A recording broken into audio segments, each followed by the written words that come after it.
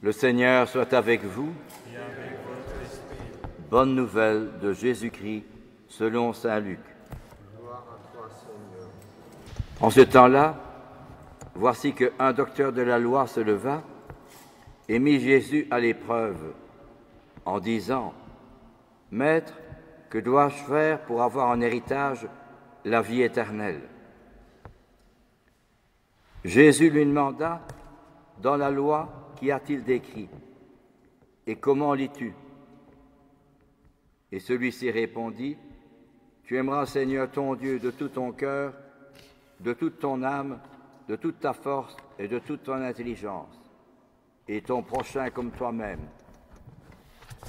Jésus lui dit « Tu as répondu correctement, fais ainsi et tu vivras. » Mais lui, voulant se justifier, dit à Jésus « Et qui est mon prochain ?» Jésus reprit la parole. Un homme descendait de Jérusalem à Jéricho et tomba sur des bandits. Ceux-ci, après l'avoir dépouillé et roué de coups, s'en allèrent, le laissant à moitié mort. Par hasard, un prêtre descendait par ce chemin, il le vit et passa de l'autre côté. De même, un lévite arriva à cet endroit, il le vit et passa de l'autre côté. Mais un Samaritain qui était en route arriva près de lui, il le vit et fut saisi de compassion. Il s'approcha, pansa à ses blessures en y versant de l'huile et du vin. Puis il le chargea sur sa propre monture, il le conduisit dans une auberge et prit soin de lui. Le lendemain, il sortit 2 pièces d'argent et les donna à l'aubergiste en lui disant « Prends soin de lui. Tout ce que tu auras dépensé en plus, je te le rendrai quand je repasserai. » Lequel des trois, à ton avis, a été le prochain de l'homme tombé aux mains des bandits? Le docteur de la loi répondit, celui qui a fait preuve de pitié envers lui. Jésus lui dit, va, et toi aussi, fais de même. Acclamons la parole de Dieu. Voilà un évangile que nous venons d'entendre, le bon Samaritain, que nous connaissons tous. Et comment, dans le contexte actuel que nous vivons, comment vivre cette belle parabole du bon Samaritain? Il n'y a peut-être plus tellement de gens qui sont abîmés, dépouillés et roués de coups, mais néanmoins, il y a beaucoup de solitude chez nous. En effet, surtout à cause du confinement qui a aggravé la situation, mais peut-être et surtout à cause de la mentalité du consumérisme. Je choisis, je me sers et je rejette. Et sans nous rendre compte, sans réfléchir, nous nous laissons captiver par cette mentalité du consumérisme. Quand j'ai besoin de l'autre, j'y vais. Quand je n'ai plus besoin de lui, je l'oublie. Combien aujourd'hui de ménages abîmés, de relations cassées, de solitude. Il faut bien reconnaître qu'aujourd'hui, on est très calé au point de vue réussite pour rouler en voiture. C'est formidable, la technologie aujourd'hui dans les voitures, la technologie concernant l'ordinateur, technologie concernant toutes ces technologies que nous avons chez nous, l'ordinateur, etc. Et cependant, l'homme est bien pauvre.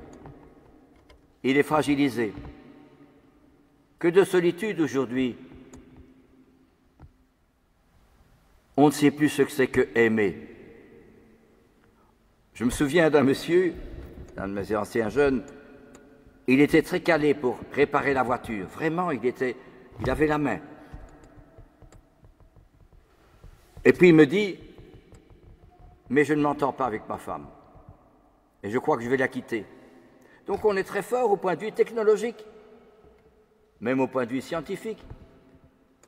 Mais on a oublié ce que c'est que la vraie valeur de l'homme, l'amour. On ne sait plus ce que c'est que aimer. Quand l'autre est intéressant, qu'il a de l'argent, qu'il a une belle voiture, qu'il a une belle situation, je vais vers lui. Mais le jour où il ne m'intéresse plus, je l'oublie. Je ne suis pas obligé de continuer avec lui la relation. Chez nous, c'est l'être et puis l'amour. Je m'aime bien si j'ai bien réussi. Si j'ai une belle voiture, j'ai une belle profession, si j'ai de l'argent, j'ai une belle maison, j'ai de belles vacances, je m'aime bien. Et c'est la même chose avec les autres. S'il a bien réussi, s'il a une belle voiture, si je vais vers lui.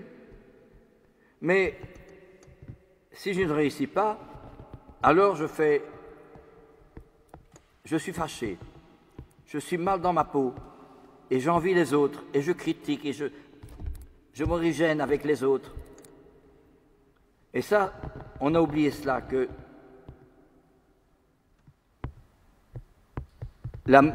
l'être suit l'amour, c'est-à-dire, chez Dieu, c'est tout le contraire. Dieu m'aime alors que je suis pécheur, que je suis loin, que je ne sais plus, je suis angoissé, ça ne va plus. Eh bien, c'est à ce moment-là que Dieu m'aime le plus. C'est pas comme la société, hein.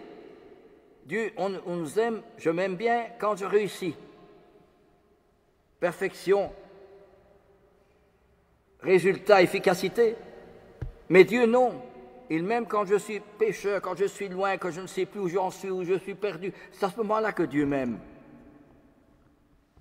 Eh bien, c'est mettre l'amour, il n'y en a pas. Seigneur, faites de moi un instrument de votre paix, là où il y a la haine, que je mette l'amour, où il y a la tristesse, que je mette la joie, là où il y a les disputes, que je mette l'union, etc. Ça, c'est un amour positif, mais on a perdu. Pourquoi? On a perdu cet amour-là. Et pour quelle raison? Ah, frères et sœurs, on a perdu le sens de la verticalité aujourd'hui. S'il n'y a pas de référence à Dieu, à des valeurs qui sont solides, des valeurs spirituelles, dévouement, générosité, don de soi, sacrifice, fidélité, gentillesse, compréhension, eh bien à ce moment-là, ça ne va plus. La roue est grippée, ça ne marche plus, parce qu'il n'y a plus de Dieu, il n'y a plus de transcendance, il n'y a plus de référence à quelque chose qui me dépasse. Alors c'est toujours moi, je, qui suis à la source de mon être. Alors inévitablement, on tombe dans la finitude, dans le relativisme. Aujourd'hui, j'ai besoin de toi, je te trouve, je n'ai plus besoin de toi, je te laisse tomber. Eh bien, voyez-vous, c'est cet amour-là que Mère Teresa a utilisé, je dirais a utilisé, s'en est inspiré pour aller vers les pauvres, vers ceux qui étaient vraiment isolés dans les rues, là, à Calcutta, qui étaient vraiment abîmés. Elle les reprenait chez elle. Est-ce que dans un but de mieux gagner sa vie, d'être bien vu, d'avoir de l'argent? Mais pas du tout. Au contraire, c'est le zéro, c'est le nul, c'est l'absurdité. Et elle les prend. Elle les prend chez elle alors qu'au début, il était seul. Pourquoi? En vue de l'argent, en vue de l'efficacité, du rendement, d'être bien vu? Pas du tout. C'est zéro. Et cependant, elle le faisait. Et ça parce que Mère Teresa priait beaucoup. Et dans sa prière, c'est le bon Dieu qui lui donnait toujours le courage, la force d'aimer ce qui n'est pas aimable, de mettre l'amour là où il n'y en a pas, de continuer à croire dans l'autre et de croire qu'il est vers le plus pauvre, le plus humble, le plus effacé, le plus inutile, celui auquel on ne porte aucun regard de considération. Eh bien, c'est cela que Mère Teresa a découvert. Et la même chose, le Père Damien. S'il allait rester avec les lépreux, ce n'est pas parce qu'il gagnait de l'argent ou parce que ceci, pour une raison humaine. Au contraire, c'est tout le contraire je choisis, je me sers et je laisse tomber. Non, c'est tout le contraire. Non plus l'UTP était pauvre, malade, vraiment loin. Dieu sait si la lèpre, c'est affreux. Eh bien, il allait vers eux. Et il recevait, il disait, ce sont les lettres de mes confrères qui me faisaient le plus mal, parce qu'ils ne me comprennent pas, ils me taxent d'orgueilleux. Comment peut-on être orgueilleux à s'occuper de gens qui sont vraiment dans la détresse et dans la pauvreté? Eh bien, justement, le père Damien priait. Et c'est le bon Dieu qui lui donnait la force et le courage de continuer à aimer, de susciter l'amour là où il n'y a rien, c'est le zéro, c'est le néant. C'est cela qui est formidable. Et voyez-vous, nous devons retrouver, et puis il n'est pas nécessaire de réserver peut-être à Mère Teresa ou au Père Damien à d'autres, à Don Bosco, que sais-je encore, ou Père de Foucault. Mais il est réservé pour chacun et chacune d'entre nous. Combien de fois n'arrive-t-il pas dans mon building, si une personne, j'apprends par la concierge, que la personne qui habite au-dessus de chez moi, elle est malade, elle ne sait plus faire ses courses. Mais je vais toquer, je vais frapper, et je lui dis, madame, si vous voulez, je sais que vous êtes malade, mais je veux bien faire votre course. Faites-moi une liste de vos courses et j'irai moi-même, et vous me rembourserez par après. Eh bien, ça, c'est véritablement l'évangile d'aujourd'hui, dans le style moderne, dans le style actuel. Et ce n'est pas des grandes activités, des grandes actions, mais c'est justement avoir en soi l'amour du bon Dieu. Et c'est avoir le Covid-19 de l'Esprit Saint. Ce n'est pas le Covid-19, oh mais vite, un vaccin. Non, c'est le Covid-19 de l'Esprit Saint. Et ça veut dire justement avoir le cœur embrasé. Le Covid-19 de l'Esprit Saint, c'est le feu qui brûle dans mon cœur. Pas plus tard que hier, je vois quelqu'un qui est d'un certain âge et qui me dit, je lui demande comment elle va, elle me dit, mais on se vieillit, faut bien. Mais qu'est-ce que c'est que ça? Pourtant, c'est quelqu'un qui était chrétien. Mais non, justement, Thérèse de Lisieux disait, alors qu'elle était, si vous voulez, prise par la tuberculose, eh bien, je voudrais bien vivre depuis le début du monde jusqu'à la fin des siècles et planter la croix glorieuse de Jésus dans toutes les îles, même les îles les plus reculées. Alors qu'elle savait très bien qu'elle allait mourir, qu'elle avait la tuberculose. Vous voyez quel enthousiasme, quelle foi. Et c'est cela que nous avons perdu. Nous avons perdu la vie, nous avons perdu l'enthousiasme, nous avons perdu... Pardonnez-moi, hein, moi le premier, je ne fais pas des reproches, mais nous avons perdu cela, n'est-ce pas, frères et sœurs? C'est cela qui nous manque.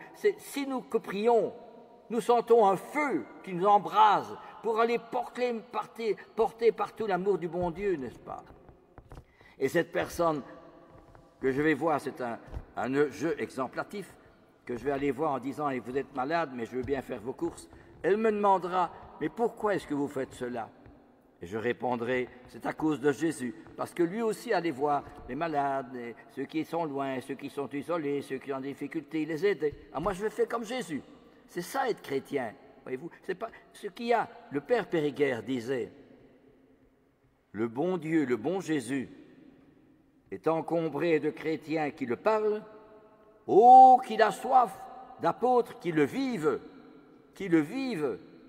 Voyez-vous, c'est de cela. Et il ne nous demande pas de faire d'avoir le même travail que Mère Teresa ou un Charles de Foucault ou un Père Damien, mais au moins par des petites actions, nous pouvons faire des choses formidables, voyez-vous. Nous pouvons même travailler à ce que l'esprit du mal qu'il y a en Ukraine, vous imaginez la guerre là-bas? C'était terrible. Pourquoi tant de méchanceté? Pourquoi tant de mal? Mais c'est le démon qui vient travailler le cœur des gens, le cœur des belligérants. C'est le démon, n'est-ce pas? Et comment est-ce que nous pouvons lutter contre le démon? Par la bombe atomique de l'amour du bon Dieu, la bombe atomique de l'Esprit Saint, la bombe atomique du Covid-19 de l'Esprit Saint. Vous comprenez cela? Thérèse de Lisieux n'a pas fait de grandes choses, hein? Elle n'est pas allée dans les pays à gauche, à droite pour faire des discours. Non, elle n'avait que 2 missionnaires pour lesquels elle priait, et en même temps, elle avait 3-4 religieuses à qui elle parlait de la vie religieuse. C'est tout, c'est tout. Elle aurait pu se dire, c'est foutu, hein, il n'y a rien. Et cependant, elle est persuadée, elle dit, je veux planter ta croix glorieuse dans les îles les plus reculées. Et Charles de Foucault, lui, il n'a eu aucune conversion. Il aurait pu se décourager après 15 ans de présence parmi le monde musulman. Il n'a aucun frère non plus, tout seul. Quand il meurt, il est tout seul. C'est stupide, c'est un échec total. Non, Charles de Foucauld aura un rayonnement extraordinaire. Et récemment, il y a quelques semaines, il y a une belle revue qui a été écrite par des gens très intelligents. C'est le journal Le Figaro qui a édité cette revue. 162 pages sur Charles de Foucauld. C'est magnifique. Hein? C'est un jeune musulman qui est venu m'apporter pour me remercier de ce que j'avais fait pour lui. Et je dis, mais c'est formidable, comment connais-tu Charles de Foucauld? Et il m'a dit, mais c'est vous qui me l'avez appris par ce que vous faites. Ah, c'est magnifique, hein, frères et sœurs. Eh bien, c'est par ces petites actions cachées, n'est-ce pas, que nous pouvons mettre le feu dans le cœur de beaucoup, voyez-vous. Il suffit d'une étincelle pour mettre le feu à une forêt, voyez-vous. Eh bien, c'est cela, Thérèse de Lisieux, Charles de Foucauld, tout seul, mais par amour de Jésus. Eh bien, c'est le bon Dieu qui se sert de ces petites actions faites qui vont embraser le cœur de beaucoup et qui va arrêter, n'est-ce pas, la violence, le mal, la méchanceté, voyez-vous. C'est cela qui est formidable. Et c'est d'en être persuadé, d'en être convaincu. Quand le Père Kolb a pris la place d'un autre dans le bulletin de la fin de la soirée, je l'ai déjà dit, mais j'aime bien de le dire parce que c'est la vérité, c'est la réalité, ça, c'est pas des concepts, c'est pas des raisonnements. Quand le Père Kolb a pris la décision de prendre la place d'un autre pour mourir volontairement de faim et de soif, parce que c'est la soif qui fait le plus souffrir. On aurait pu dire, ça sert à quoi? La guerre n'est pas terminée, nous sommes encore en août 41, et la guerre allait encore continuer pendant 4 ans. Ça sert à quoi? À zéro, c'est l'échec total. Et cependant, le Père Kolb était persuadé, convaincu de faire du bien, dans le néant, dans l'échec, dans la solitude, rien. Dans le rien, il est tout. C'est ça qui est formidable, voyez-vous. C'est ça que nous oublions.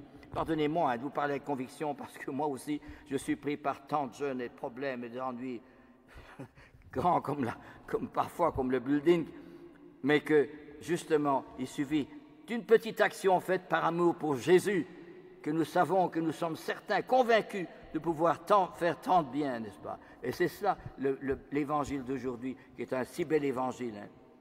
Et alors, puissions-nous le vivre nous aussi. Que de solitude, que d'échecs, que de problèmes dans les familles, etc. Que de gens qui sont isolés et incompris, et que de critiques, que d'opposition, que de violence, que de méchanceté, tout cela, on oublie le bon Dieu, n'est-ce pas? Ah, si on pouvait mieux prier le bon Dieu, n'est-ce pas? Et dire le chapelet chaque jour, comme cette dame âgée que j'avais le voir au-dessus de Visé dans la campagne, là.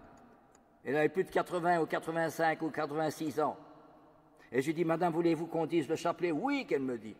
Elle se met à genoux dans sa petite cuisine sur le pavé. À 85 ans, elle dit le chapelet. Je dis une dizaine. Non, continuez. Tout le chapelet. Mais c'est extraordinaire, frères et sœurs. Quelle foi, quel enthousiasme, quelle joie. C'est ça qui nous manque. Nous voyons l'aspect extérieur, mais nous voyons si peu la flamme de l'amour du Christ qui doit brûler dans notre cœur. Amen. Alléluia.